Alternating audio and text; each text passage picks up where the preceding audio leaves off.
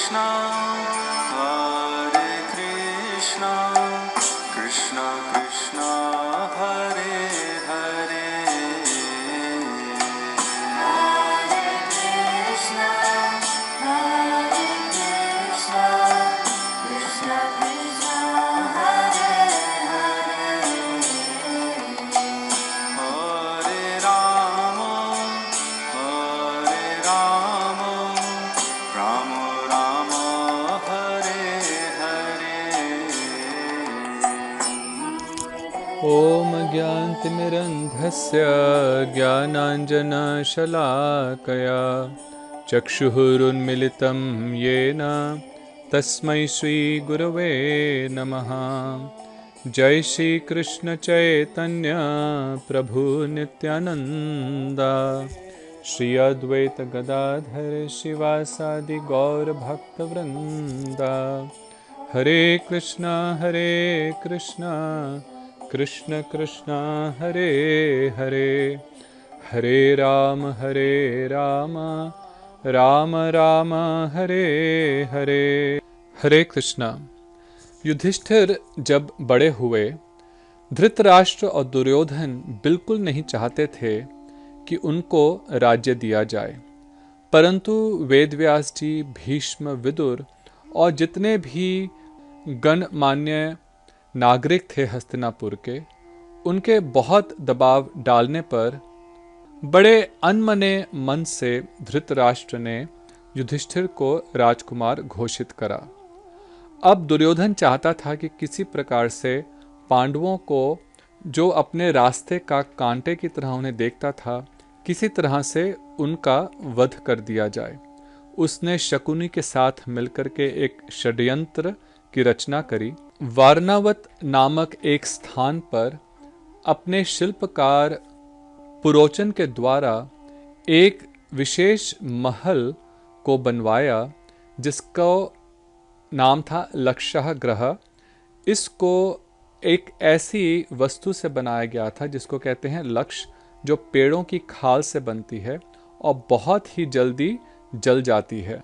उसने पांडवों को इस महल में रहने के लिए आमंत्रित किया, क्योंकि वारणावत में एक शिव महोत्सव का आयोजन था और शिव महोत्सव में सम्मिलित होने के बहाने से उनको वहां भेजा और इस महल में रहने के लिए कहा। लेकिन विदुर को भगवान कृष्ण की कृपा से इस षड्यंत्र के विषय में पता चल गया और बहुत ही सीक्रेटली उन्होंने पांडवों को इस विषय में इंगित कर दिया और एक व्यक्ति को भेजा जो खुदाई में बहुत माहिर था, और उस महल के नीचे से एक सुरंग बनाई जो कि दूर नदी पे जाकर के खुलती थी। अब पांडव इस महल में कुंती अपनी मैया के साथ निवास करने लगे और पुरोचन इस समय की तलाश में था कि कब मैं महल को आग लगाऊं। लेकिन भीम चौकन्ने होकर सारी रात जाग करके महल की रक्षा करते थे। कुछ समय बीत जाने के बाद एक दिन अमावस्या के दिन पांचों भाई और कुंती, जब वो सुरंग तैयार हो गई तो सुरंग के सहारे उस महल से निकल गए। भीम को उस रात ना देख करके पुरोचन ने महल में आग लगा दी और सब लोगों ने यही सोचा कि पांडव जल करके भस्म हो गए हैं।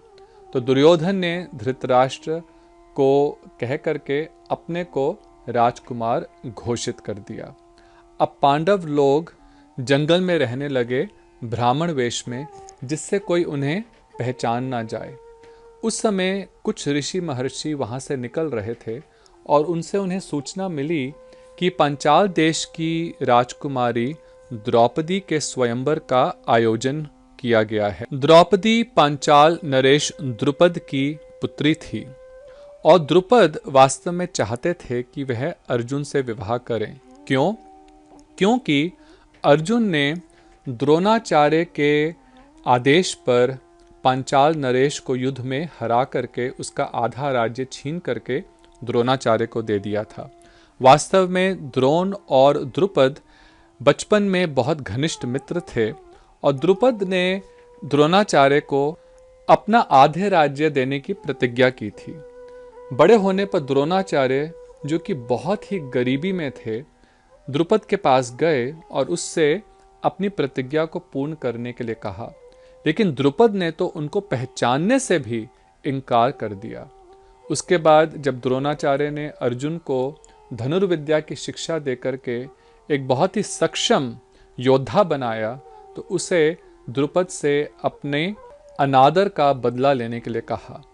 अर्जुन ने द्रुपद को हरा करके उसका आधा राज्य लेकर के द्रोणाचार्य को दिया।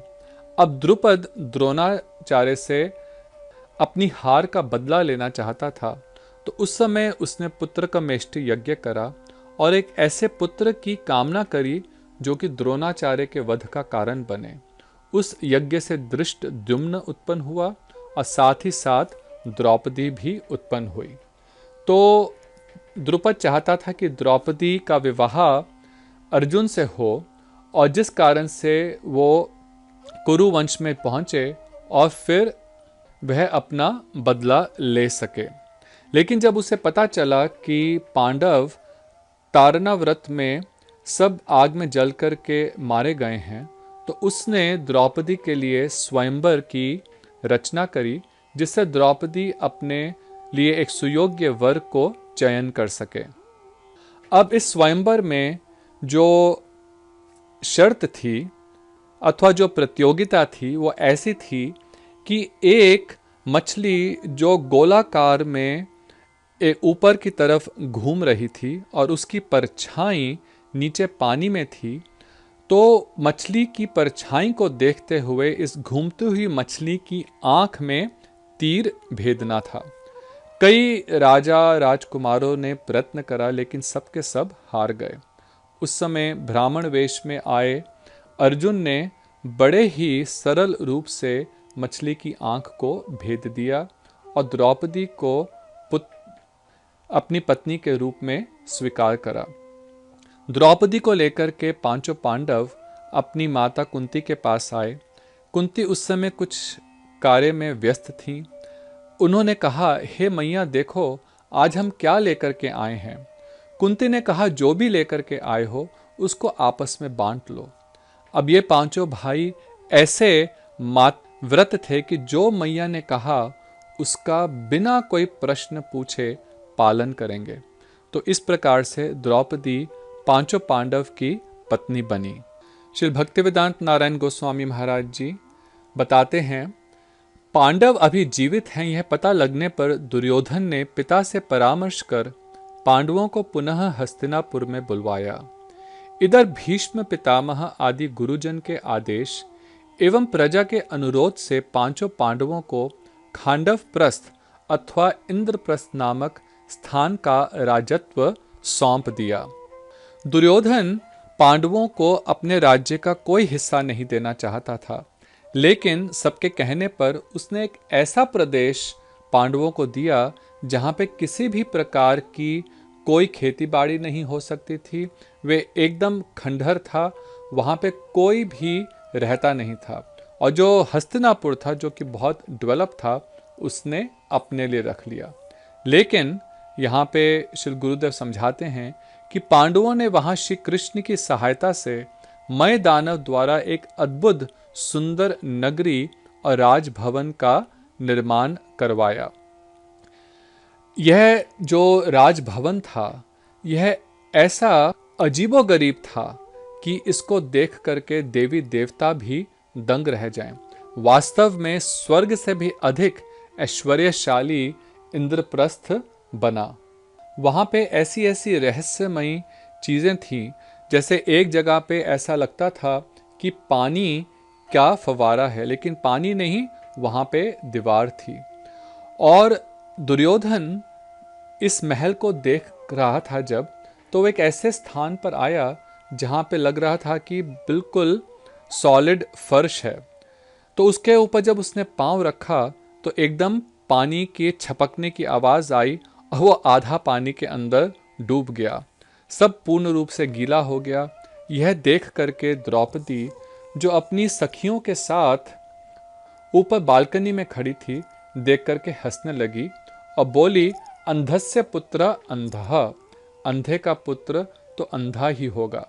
यह सुन करके दुर्योधन बहुत ही क्रुद्ध हुआ और उसने प्रण करा कि मैं इस अपमान का बदला अवश्य लूंगा। और इसी अपमान के कारण वो युद्ध हुआ महाभारत का।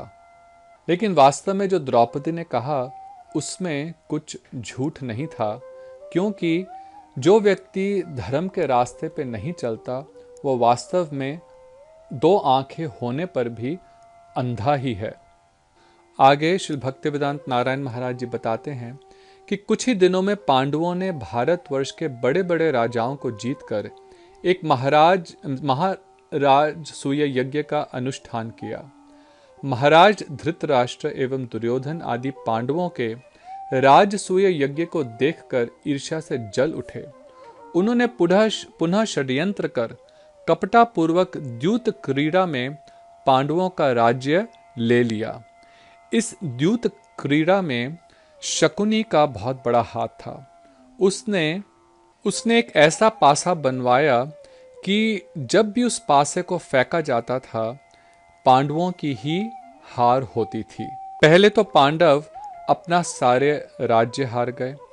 उसके बाद दुर्योधन और शकुनी के बहकावे में आकर के युधिष्ठिर महाराज ने अपने चारों भाइयों को भी शर्त में लगा दिया।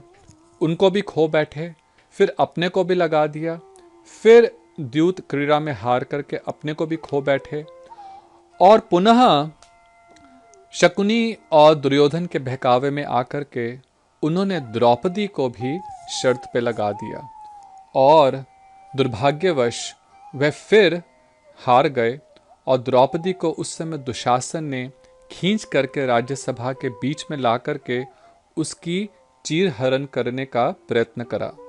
द्रौपदी असहाय होकर के युधिष्ठिर महाराज, अर्जुन, भीम, नकुल, सहदेव की ओर देख रही हैं, लेकिन कोई भी उठ करके उसकी सहायता नहीं कर पाया, क्योंकि वे तो खुद ही अपने को हार गए थे। उसने भीष्म पितामह को देखा, द्रोणाचार्य को देखा, लेकिन कोई भी आगे नहीं बढ़ा, क्योंकि वह सब दुर्योधन के आगे चुप थे। क्यों चुप थे इसका हम लोग भगवत गीता के समय और अधिक वर्णन करेंगे। उस समय द्रौपदी, जो भगवान कृष्ण की एकांतिकी भक्त थी, अपने दोनों हाथ उठा करके हे कृष्ण, हे मुरारे, राखो शरण, उनकी शरण में गईं, शरणागत हुईं और तुरंत श्री कृष्ण साड़ी बन करके द्रौपदी से लिपट गए। दुशासन खींचता रहा, लेकिन साड़ी खत्म नहीं हुई और जो द्रौपदी ने अपनी साड़ी पहनी हुई थी उस तक तो दुशासन पहुंच ही नहीं पाया। और कृष्ण ने ऐसा क्यों किया? क्योंकि एक बार जब भगवान कृष्ण के हाथों में कुछ चोट लगने से थोड़ा सा लहू बहा, तो द्रौपदी ने फटाफट बिना किसी को देखे अपनी नई साड़ी को फाड़ करके भगवान कृष्ण को पट्टी बांधी। और कोई आगे नहीं आया, लेकिन द्रौपदी ने करा। और भगवान कृष्ण ने उस छोटी सी जो पट्टी बांधने का इतना द्रौपदी को वापस में अनलिमिटेड बेइंतहा साड़ी दी। भगवान तभी तो गीता में कहते हैं, ये यथा माम प्रपद्यन्ते तांस तथैव भजामि हम। भगवान किसी का नहीं रखते, हम उनकी छोटी सी सेवा करते हैं, वे बहुत अधिक रूप में वापस हमें देते हैं।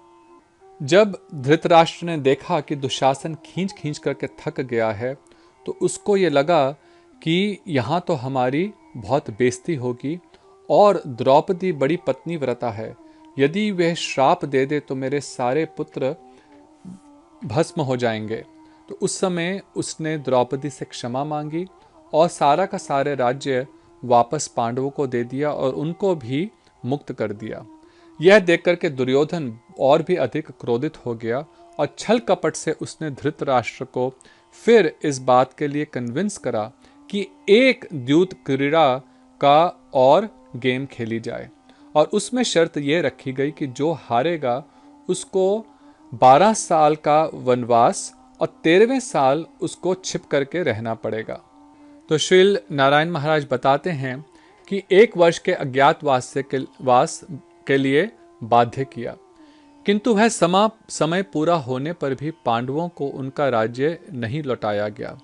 इस दौरान भगवान ने कृष्ण ने पांडवों की कई रूप से रक्षा करी। इसमें कई सुंदर सुंदर लीलाएं हैं जिनका हम लोग आगे विस्तार में वर्णन करेंगे। औरों की तो बात ही क्या, श्री कृष्ण भी पांडवों का दूत बनकर हस्तिनापुर में गए, किंतु दुर्योधन अपनी हट पर अड़ा रहा। उसने 5 गांव की तो बात ही क्या, बिना युद्ध के सुई की नोक भर भी जमीन देना स्वीकार नहीं किया। धर्म की प्रतिष्ठा, साधुओं की रक्षा तथा दुष्टों के निग्रह के लिए भगवान श्री कृष्ण का आविर्भाव हुआ था। उन्होंने इस महाभारत युद्ध के द्वारा अर्जुन और भीम को निमित्त बनाकर पृथ्वी का भार बहुत कुछ अंशों से हरण किया। तो जब दुर्योधन ने सुई की नोक के बराबर भी जमीन देने के लिए इसे मना कर दिया, तो उस समय पांडवों के पास और कोई चारा नहीं रह गया, बल्कि अब युद्ध करने के अलावा और कोई उपाय नहीं था। तो महाभारत के युद्ध की कुरुक्षेत्र के मैदान में तैयारी हुई। पांडव और कौरव दोनों तरफ डट करके खड़े हो गए और उस समय भगवान कृष्ण ने अर्जुन को गीता का उपदेश दिया। तो अगली बार से हम लोग भगवद गीता के प्रथम अध्याय का प्रारंभ करेंगे। यह थी महाभारत के युद्ध की बहुत संक्षेप रूप में पृष्ठभूमि। हरे कृष्णा, राधे राधे। आपका दिन मंगलमय हो।